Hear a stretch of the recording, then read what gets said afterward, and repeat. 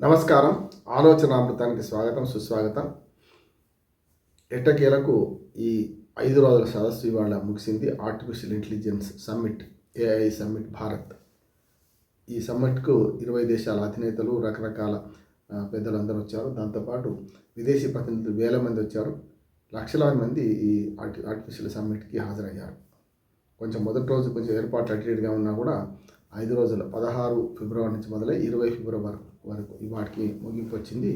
దాంతో ఆర్టిఫిషియల్ ఇంటెలిజెన్స్లో మన భారతదేశ సత్తా గురించి, మన భారతదేశం ఎట్లా అభివృద్ధి చెందుతుందని దాని మీద అనేక మంది సీఈఓలు ఒక పొగడ్డమే కాదు, వరుస పెట్టి పొగిడారు. మన భారతదేశం ఆర్టిఫిషియల్ ఇంటెలిజెన్స్కి ఎలాంటి దోహదం చేస్తుంది, అసలు మొత్తం ప్రపంచ దేశాల్లో లాభపడేది, పెద్ద ఎత్తున లాభపడేది ఇండియా మాత్రమే అని వాళ్ళు వేణోళ్ళు పొగిడారు.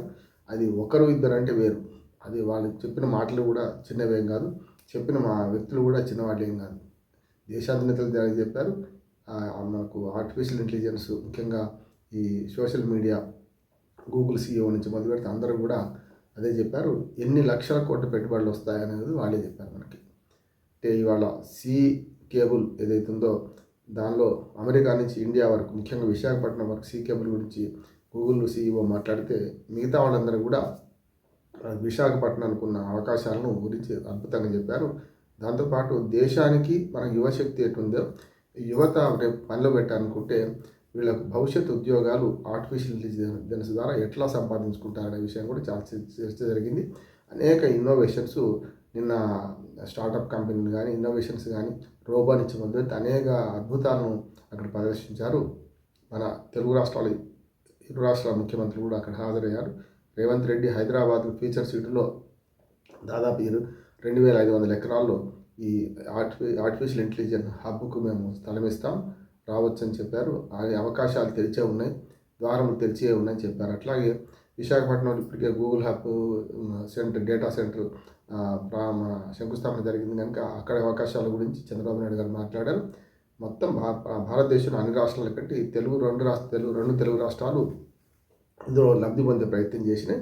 అద్భుతమైన మన అవకాశాలను కూడా వాళ్ళు వివరించారు, కూడా చూసాం మనం. కనుక ఈ వీటితో పాటు ఏంటంటే చాలామందికి ఒక అనుమానం ఉంది, ఆర్టిఫిషియల్ ఇంటెలిజెన్స్ వస్తే ఉద్యోగాలు పోతాయి కదా, కొత్త ఉద్యోగాలు సృష్టించబడతాయి, నైపుణ్యం పెంచుకుంటారంటే పనిలో మార్పు జరుగుతుంది కానీ ఉద్యోగాలు పోతే ఎవరికి పోతాయి? పనిలో మార్పు ఆహ్వానించిన వాళ్ళు, అంటే మనకు నైపుణ్యం పెంచుకొని వాళ్ళ ఉద్యోగాలు పోతాయి. నైపుణ్యం పెంచుకుంటే ఈ ఉద్యోగ పరిస్థితి ఇంకా మెరుగుపరుచుకుంటే ఉద్యోగాలు వస్తాయి. ఆ పద్ధతిలోనే రేపు ఉద్యోగాలు కల్పన ఉంటుందని నేను అనుకుంటున్నాను. దాంతోపాటు ఏదైనా ఒక సంధికాలంలో కొంత సమస్యలు వస్తాయి. గతంలో కంప్యూటర్లు వచ్చినప్పుడు ఉద్యోగాలు పోతాయని బ్యాంకు వాళ్ళు స్ట్రైకులు చేశారు, ఇతరత్ర చూసాం మనం. కానీ ఉద్యోగాలు పెరిగినా తగ్గిందా? సాఫ్ట్వేర్ రంగం పెరిగిన తర్వాత ఇవాళ లక్షలాది ఉద్యోగాలు కొత్తగా క్రియేట్ చేయబడ్డాయి.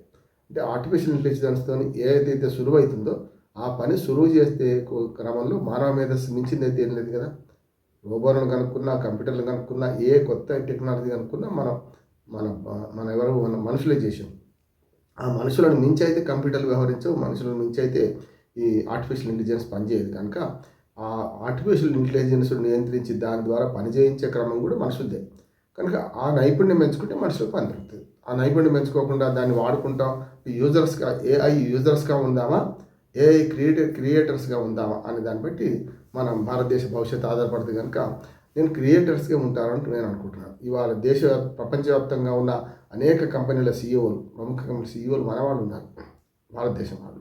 అందుకని నేను ఏమంటున్నా అంటే ఇక్కడ యువతకు అపారమైన అవకాశాలు ఉన్నాయి, యువశక్తి కూడా ఎక్కువ ఉన్నది. మిగతా దేశాలు లేని శక్తి ఎందుకంటే మనకు జనాభా పరంగా కన్జ్యూమరిజం కూడా ఇక్కడే ఉంటుంది. మనము ఏఐని మిగతా దేశాలతో మనం దిగుమతి చేసుకొని కన్జ్యూమర్గా మారుతామా, మనమే ఎగుమతి చేస్తామా అంటే మనం ఎగుమతి చేసే శక్తి మనకే ఉందంటున్నాం. ఆర్టిఫిషియల్ ఇంటెలిజెన్స్లో ఏవైతే వచ్చే కొత్త ఇన్నోవేషన్స్ ఉన్నాయో మనమే మొదలు చేస్తాం. దాని ద్వారా చవకగా, ఇప్పుడు అమెరికాలో ఇదే పని చేస్తే వాళ్ళు అమ్మేదానికంటే మనం ఇతర దేశాలకు అందులో సగానికి మనం అమ్మగలుగుతాం. ఎందుకంటే మన మానవ శ్రమ అంత తక్కువ దొరుకుతుంది కనుక, అంటే నైపుణ్య మానవ శ్రమ కూడా అంటున్నాను. దానివల్ల మనమే ముందుకుంటాం. ఇవాళ ఆర్టిఫిషియల్ ఇంటెలిజెన్స్ వల్ల వచ్చే లాభాలు మనం చూసుకుంటే కొన్ని లక్షల డాలర్లు మనకు ఆదాయం తెచ్చే పరిస్థితి ఉంటుంది ఖచ్చితంగా. అదొకటి ఏంటంటే, రెండు మన దేశంలో వాడుకోవడానికి పనికొస్తుంది, మనం ఉత్పత్తి చేసుకుంటాం, మనమే వాడుకుంటాం ఆ టూల్స్ను వాటిని. రెండోది మనం ఉత్పత్తి చేసిన ఈ టూల్స్ ఏవైతున్నాయో ఆర్టిఫిషియల్ ఇంటెలిజెన్స్ ద్వారా రోబోల నుంచి మొదలుపెడితే అన్ని మనం ఎగుమతి చేస్తాం అనుకోండి. అప్పుడు ఈ టెక్నాలజీని వాళ్ళకి ఇస్తే కూడా అది కూడా పని మనకు విదేశీ మార్కెట్ ఏం చేస్తుంది కదా. ఈ రెండు ఉభయ కృషిలో పడి మిగతా అన్ని దేశాలు లేని అవకాశాలు మనకున్నాయి. ఇప్పటికీ ఆర్టిఫిషియల్ ఇంటెలిజెన్స్లో మనకు ముఖ్యంగా డిజిటల్ పేమెంట్లలో మనమే ఫస్ట్ ఉన్నాం, చూసాం కదా. అంటే వాడకం ఎక్కువ ఉంటే అక్కడ ఖర్చు కూడా తక్కువ అవుతుంది. ఎప్పుడు కూడా వినిమయ సంస్కృతిలో వినియోగం ఎక్కువ ఉంటే ఉత్పత్తి ధర తక్కువ అవుతుంది. ఉత్పత్తి ఎక్కువ కాపీస్ ప్రింట్ చేస్తే పుస్తకాలు కదా, మామూలు వాళ్ళకి అర్థం కావాలి చెప్పాలంటే. ఒక 1000 కాపీలకు 10,000 కాపీలకు తేడా ఉంటుంది. 10,000 కాపీలు చేస్తే అందులో సగం ఖర్చు అవుతుంది. 1000 కాపీల కంటే 10,000 కాపీలకు అంత ఖర్చు కాదు. ఇది కూడా అంతే. అంటే ఒక టెక్నాలజీ మార్గంలో ఎక్కువ వినియోగిస్తే దాని ద్వారా తక్కువకు మనం అందించే ప్రయత్నం చేయొచ్చు. అట్లాంటి అవకాశాలు మనకు ఉన్నాయి. భౌతిక అవకాశాలు ఉన్నాయి, భౌగోళిక అవకాశాలు ఉన్నాయి. అట్లాగే యువశక్తి ఉన్న దేశంగా మనకు అవకాశాలు ఉన్నాయి కనుక ఈ ఆర్టిఫిషియల్ ఇంటెలిజెన్స్తో మొదట్లో కొంత భయపడుతున్నారు, కానీ నైపుణ్యం పెంచుకుంటే ఇంతకంటే ఎక్కువ ఉద్యోగాలు వస్తాయి. ఇప్పుడున్న ఉద్యోగాలు కొన్ని పనితీరు మార్చుకోకుండా పోతాయి.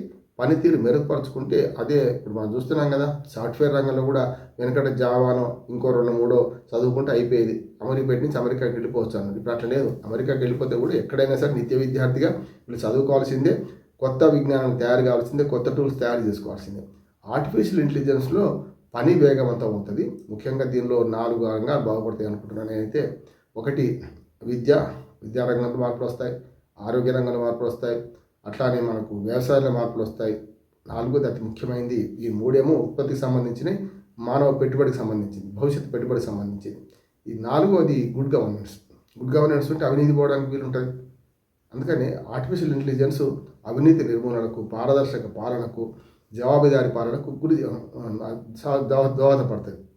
దానివల్ల ఖచ్చితంగా మార్పులు వస్తాయంట. గవర్నెన్స్ మారితే లంచగొండితనం ఉండదు, గవర్నెన్స్ మారితే అవినీతి ఉండదు.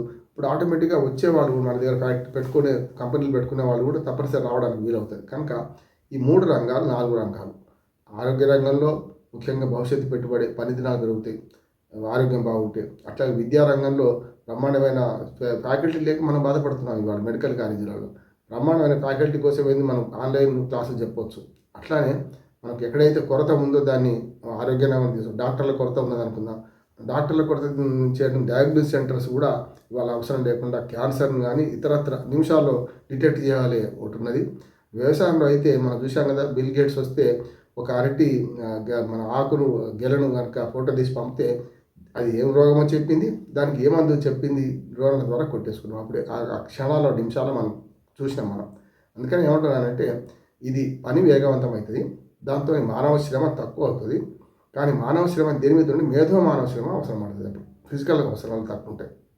రెక్కల కష్టం మీద ఆధారపడే దానికంటే మేధో శ్రమ మీద ఆధారపడుతుంది. దాని ద్వారా మంచి ఫలితాలు వస్తాయి. ప్రపంచంలో ఆర్టిఫిషియల్ ఇంటెలిజెన్స్ రావడం వల్ల కంప్యూటర్ వస్తే ఇవాళ భారతదేశానికి ఎంత లాభమైందో, ఇవాళ సాఫ్ట్వేర్ రంగం డెవలప్ అయితే భారతదేశానికి ఎంత లాభమైందో, ఆర్టిఫిషియల్ ఇంటెలిజెన్స్ ద్వారా ఇంతకంటే 10 రెట్లు 100 రెట్లు లాభమయ్యే అవకాశం ఉంటుంది. దాన్ని వినియోగించుకునే దాన్ని బట్టి ఉంటుంది. కత్తితో కూరగాయలు పోయొచ్చు, మెడకాయలు పోయొచ్చు. దీనిలో గోప్యత, ఇతరత్ర అనేక దుర్మార్గాలు భంగమయ్యే అవకాశం ఉంటుంది, కాదంటలేదు. కానీ దానికి మనకు శతకోటి దరిద్రాలకు అనంతకోటి ఉపాయాలు అన్నిట్లలో కూడా.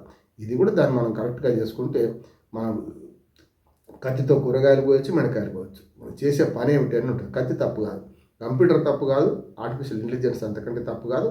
దీన్ని వాడుకునే తీరును బట్టి నైతిక విలువల సమస్య వచ్చినా, మానవ కోణం చూసినా, ఇవన్నిటి అధిగమించి మనం ముందుకు వెళ్తాం. తప్పులు జరుగుతాయి, తప్పులు సవరించుకుంటూ ఎర్రర్స్ చేసుకుంటూ మళ్ళీ కరెక్షన్ ఎర్రర్స్ అండ్ కరెక్షన్స్ ఇదే ఉంటుంది. కనుక జీవితం అంతే, టెక్నాలజీ అంతే, ప్రపంచం అంతే. అదే ప్రకారం పోతాం. ఆర్టిఫిషియల్ ఇంటెలిజెన్స్ మన భారతదేశానికి ఒక వరంగా మారనుంది అని మనం గంటపతంగా చెప్పొచ్చు. ఈ సదస్సు వల్ల మనకు డబ్బులు వెంటనే కనపడవు, లక్షల కోట్ల రూపాయల ఆదాయం వచ్చే ఒక పునాది వేసినట్టు నేను ఆర్టిఫిషియల్ ఇంటెలిజెన్స్ సదస్సును చూస్తున్నాను. నమస్కారం.